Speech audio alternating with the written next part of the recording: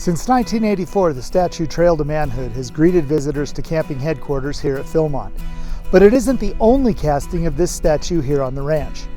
Learn more about the statue, the artist that created it, and the process of creating a bronze statue on this edition of Artifact of the Week.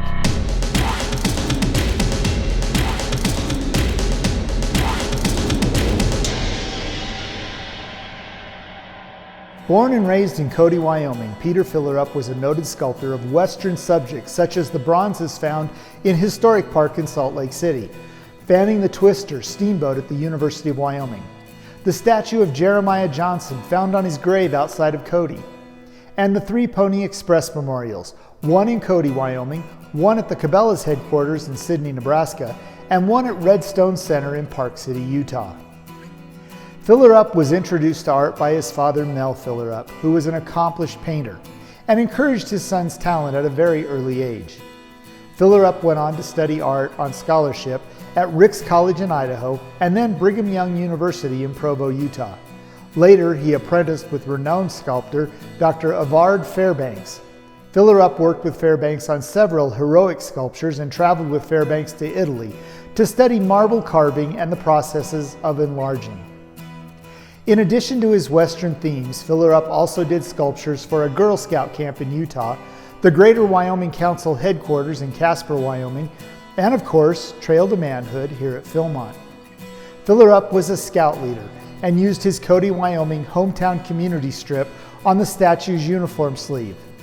The statue stands 7 feet tall and weighs more than 800 pounds. The first casting was installed in front of camping headquarters in 1984. This statue, on display here in the lobby at the National Scouting Museum, used to stand in front of the museum when it was located in Irving, Texas. It was relocated to Philmont and the museum lobby in the summer of 2018. So how exactly do you go about creating a 7-foot-tall sculpture of a Boy Scout? To answer this question, we talked to Susan Norris, the official artist and sculptor of the BSA, about the process of creating a bronze sculpture of this magnitude. Well, the first thing obviously would be the idea, and then research that I did on this, on Seton and the era, and then the composition, sketching out a composition, placement of figures, proportions, and then this is the way I work. Everybody does different, but I will then build an armature, meaning that would be the supportive structure for the actual clay.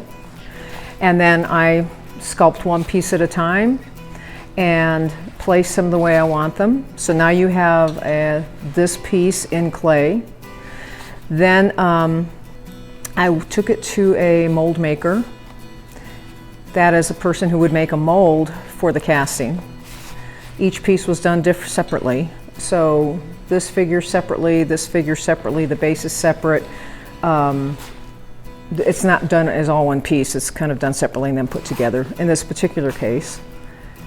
The mold is made of a silicone rubber material, and then over that is what they call a mother mold, which is a plaster to keep it supported, structurally.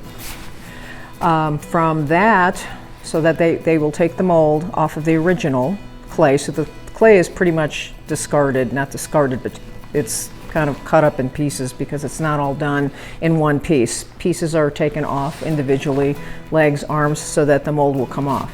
When you have the mold, then they will do a wax casting. So that's kind of what I always like to call like a chocolate Easter bunny, because it's hollow, it's not solid. So it's about 3/8 of an inch thick. It even looks like chocolate, it's brown most of the time. And then you would have your wax impressions of each piece, so you have like wax copies of these. Then those are each piece is put into what's called investment, which is like a ceramic slurry. That's what it looks like when it's being made. And the waxes are dipped into that slurry and coated. So now you have the wax inside, the hollow wax inside, coated in a ceramic shell that hardens. And of course it's done in several pieces, it's not just one, but I'm just trying to make this simple. And on the investment casting or the investment and the wax inside. There's sprues and vents put on. A lot of people have heard of lost wax. That's pretty much what it is, the lost wax method. So the wax comes out, fills the spaces where the wax was. That goes into a furnace and heats it up. That melts the wax out. Then they pour the bronze in. It replaces where the wax was. Then that's taken out, it's cooled, and the investment is now broken off. So that ceramic is baked and broken off, and there you have your bronze replicas.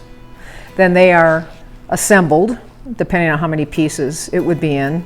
So all those bronze pieces are welded or brazed together is what they call it. So they're all the people that work on this are pretty much artists in their own right. A lot of them are artists, and they work in foundries. So they put everything together, and then they chase it. They fix, you know, where the welds were and match the texture or whatever it might be. Every artist is going to be different. And then they put a patina on it, which is what the color is, and it's done with heat and chemicals. Norris is the artist that created the two sculptures in the museum's plaza, Lobo, King of the Karampaw, and the Wonder of Discovery, which features Ernest Thompson Seton and a 1915-era Boy Scout. By the way, Peter Fillerup wasn't just a prolific sculptor, creating 38 sculptures in his 39-year art career. He was also an award-winning architectural designer specializing in lighting fixtures and devices. Peter Fillerup passed away in 2016. Well, that's all the time we have for this week. Join us next time as we look at more of the history and artifacts of the National Scouting Museum, Philmont Scout Ranch.